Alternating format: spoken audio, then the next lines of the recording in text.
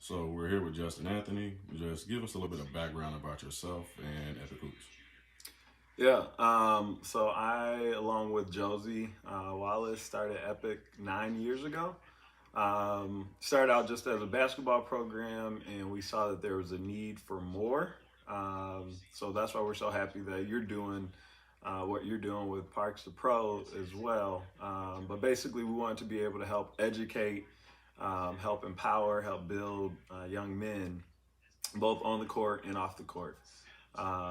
So that's really the genesis of why we started Epic 9 years ago. Next thing we want to know is where actually are you from? So I live in Chicago now, but I'm originally born and raised in Elgin. Um, Went to uh, Kimball for middle school. I was for elementary. I was at Gifford and Century Oaks, and then I went to Elgin Academy for high school. I went off to college at Illinois Wesleyan, played basketball there, and then came back home, started coaching, and then and working downtown, but coaching in Elgin still with Epic.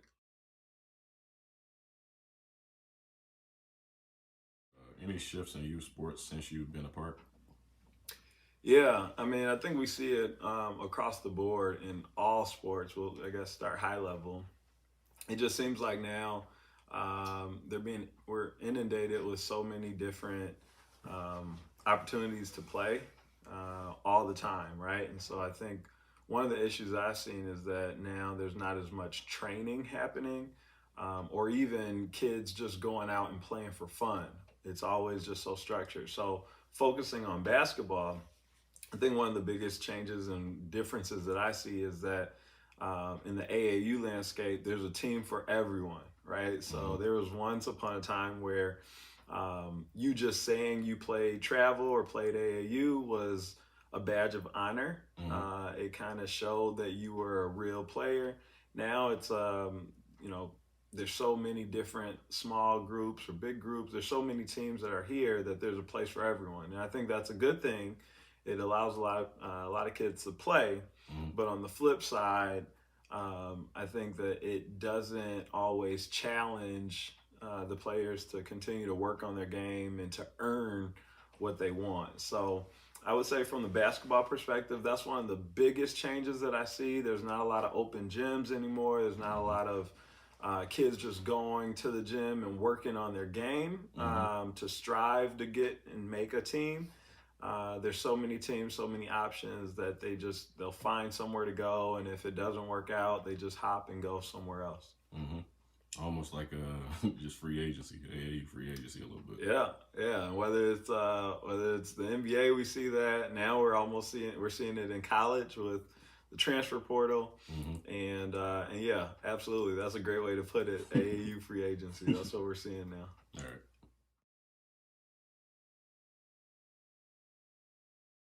All right. So, do you think parents have enough information when it comes to athletics? Oh man, so that's a good one. It's I think it's spread out across the board, but the overwhelming answer that I believe is they do not have enough information. Um, I think one, you start with just what it takes to play at the next level, and Mm-hmm. I think obviously everyone thinks the best of their kids, but just understanding what that looks like, what it takes to play at the next level, what it takes to be successful. I think that education certainly needs to be there.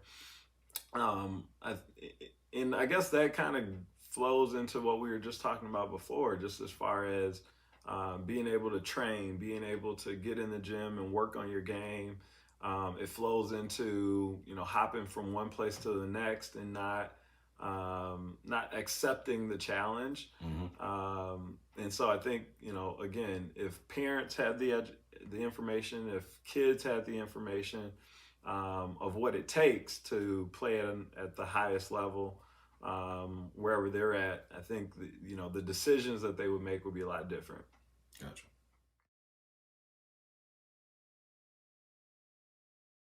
So, how rewarding is it to help the youth and you let them know that their training and everything that they put in is not in vain? Yeah. So as much as you deal with a lot of crap, obviously, whenever you have a lot of kids, a lot of families that you're working with. Hmm. But it's the reason that we keep doing it is just because of what you get when it does work out, and Hmm. there are a lot of those examples as well. But it was we just had a fundraiser for Epic. As you know, one of the things that we do is we really want to make sure that it's affordable for everyone to play, that anyone that wants to be a part of it can be a part of it. And at the fundraiser, some of the families that have been gone, their kids have graduated years and years ago, came back, and getting to talk to even some of the kids, that had come through the program, and they appreciate just how much that we push them on the court, and Hmm. all the yelling, all the sprints, all that stuff. And now, as 20 something year olds, they appreciate it. Yeah. And even the things that we do off the court. But it's been really cool because the last couple of years we're starting to get players that were playing for us that are now coming back to help coach and help train, Hmm. and kind of the stories that we're hearing from them, and now that the light bulb is finally going off, that's really what it's all about. And I don't know if there's a way to quantify it or really appropriately explain exactly how much that means, but Hmm. I'll tell you, it's the reason that we continue to do it. Yeah. All right. So athletes and social media. I don't know exactly where you want me to go with that one, T, but it is a double-edged sword. I'll tell you that much. Hmm. So it's we track our players, especially as they're going through high school, because we know just how important it can be. Right. And so it's one of those things where you can really utilize it I mean, to be a really great asset for you. We even have some middle school kids that have been putting up their highlights. They use it, completely solely for the promotion of who they are as an athlete. So Hmm. they're getting their stats up there. They're getting their highlights up there, and they are putting a good foot forward. Right? Right. They're showing putting out a good presence, and so essentially for them, that's their resume, and they understand it as such. The double-edged sword part of it is, as a kid, it's tough, right? Because social media is something that you can use to have fun, to joke around, to Hmm. put sometimes inappropriate things. But whether you know it or not, it is your resume, and it's what people are judging you off of. It's what someday future employers may be judging you off of. But what's more important for them right now is it's what coaches or recruiters are going to be judging them off of as well. And so we try to do a big job of educating players on that. Ultimately, it's their decision Hmm. of how they utilize social media, but it can certainly really propel you forward if you use it the right way. And it can be a sole reason that you don't get the opportunity that you really want if you don't use it appropriately. Right.